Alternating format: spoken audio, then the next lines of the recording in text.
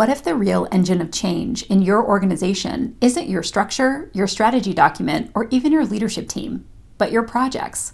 Today I'm sharing a review of the book Powered by Projects by Antonio Nieto-Rodriguez, which argues that organizations that want to adapt, innovate, and transform need to rethink how they use projects to get work done.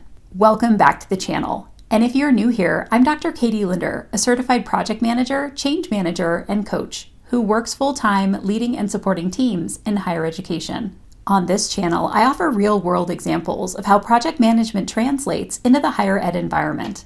If you're looking for ways to use project management tools and skills, both professionally and personally, to bring more ease to your work and life, you're in the right place. Powered by Projects, Leading Your Organization in the Transformation Age has a core argument that we're currently living in what the author calls the project economy. In this environment, organizations don't just run projects occasionally. Instead, projects are the primary way organizations deliver strategy, innovation, and transformation. In other words, strategy isn't implemented through day-to-day operations alone. It's implemented through initiatives, programs, and projects that move organizations toward their goals. Nieto-Rodriguez argues that many organizations are still structured in ways that prioritize routine operational work, even though the most important outcomes, like innovation, growth, and change, are delivered through projects. One of the main ideas in the book is that projects are becoming the dominant way that organizations create value. Think about the kinds of initiatives that happen in higher education institutions: launching new programs, implementing new technologies, redesigning student services, building new partnerships, and responding to policy or accreditation changes. Almost all of these efforts happen through projects or initiatives, even if they aren't formally labeled that way. What Nieto-Rodriguez highlights is that organizations often underestimate how much of their important work actually happens through projects. Recognizing this shift is the first step toward managing work more effectively. Another central idea in the book is the concept of a project-driven organization. In a project-driven organization, leadership intentionally prioritizes and manages projects as the main vehicle for executing strategy. This means carefully selecting which initiatives move forward, aligning projects with strategic priorities, allocating resources intentionally, and ensuring leaders are actively sponsoring projects. In many organizations, including higher education institutions, projects often emerge organically through committees, working groups, or leadership requests.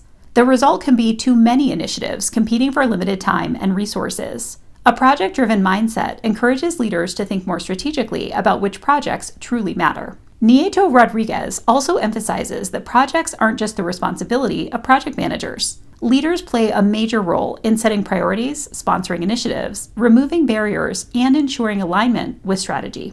One of the challenges the book points out is that many leaders underestimate how important their involvement is in supporting project success. Without strong leadership and executive sponsors, projects can lose momentum or struggle to get the resources they need. This idea is especially relevant in higher education environments where initiatives often rely on cross-department collaboration and leadership support.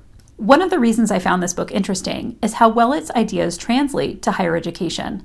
Universities and colleges are constantly managing projects. However, these efforts are often managed through informal structures like committees or task forces, rather than through intentional project management practices. The argument in Powered by Projects suggests that organizations, including higher education institutions, might benefit from recognizing that projects are already the engine of change, and building systems that support them more intentionally could mean clearer project prioritization, stronger leadership sponsorship, and better alignment between projects and institutional strategy. Overall, I think Powered by Projects offers a helpful perspective on how organizations think about work and change. A few of my biggest takeaways from the book include that projects are often the primary way strategy becomes reality. Organizations should be more intentional about prioritizing and supporting their projects, and leadership engagement is critical for project success.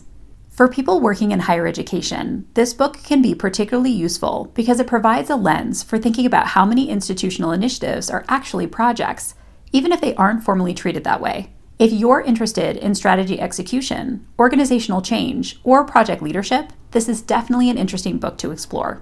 Powered by Projects offers a compelling argument that organizations need to rethink how they approach projects, not as side work, but as a core driver of strategy and transformation.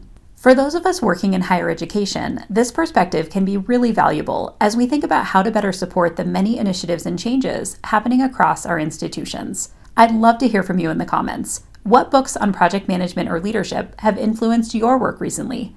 And if you're interested in more discussions about project management tools and approaches for higher education, be sure to subscribe to the channel for future videos. Thanks for watching, and I'll see you in the next one.